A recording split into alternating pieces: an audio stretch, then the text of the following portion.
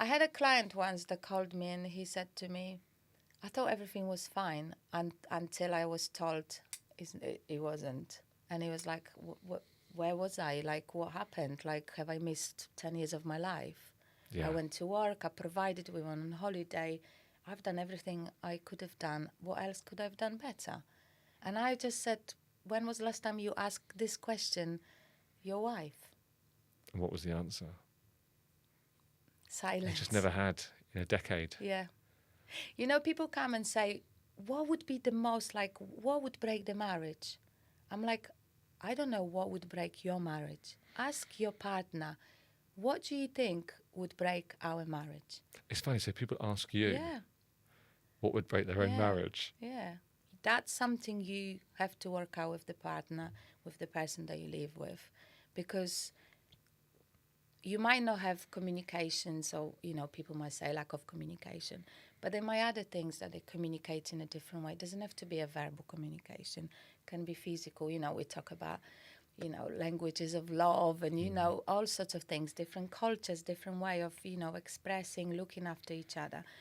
But that's a language you've got to work out between you. I love language. I love language, expectation, language, communication. That's you. That's your journey.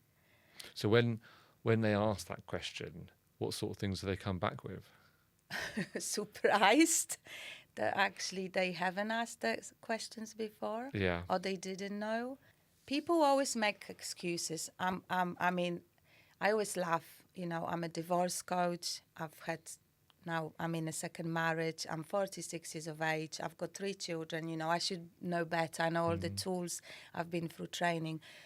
I still catch myself with my husband being quite unable to cope in some of the situation or check in with myself, because actually sometimes you talk to clients and you think, actually, when did I do last this? So I'm like back home, you know, because you do as a human, you kind of not get lost, but you forget to stop and think and reflect. And I had a client come to me quite a few times over a period of a year. She did all the traditional stuff. I think the kids were 4 and 6, 2 boys.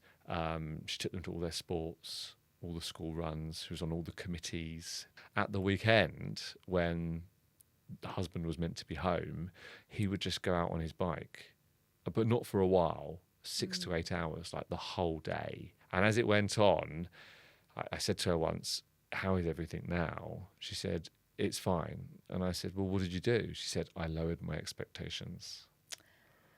oh, So why? that's how she's dealt with it. She said, you know, I just lowered my expectations and now I find things to do for the boys at the weekend.